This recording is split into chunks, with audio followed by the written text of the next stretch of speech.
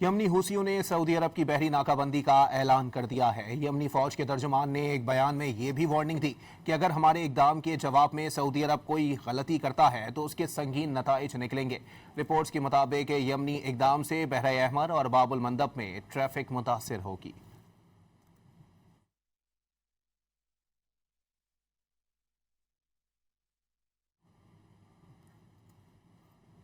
यमनी हूसियों ने सऊदी अरब की बहरी नाकाबंदी का ऐलान कर दिया है। यमनी फौज के तर्जुमान ने एक बयान में ये भी वार्निंग दी कि अगर हमारे इकदाम के जवाब में सऊदी अरब ने गलती की तो उसके नताइज संगीन निकलेंगे।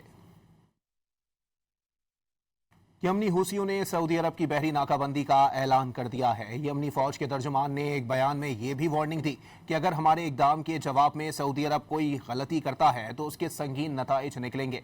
रिपोर्ट्स के मुताबिक यमनी इकदाम से बहरा अहमर और बाबुल मंदब में ट्रैफिक मुतासर होगी।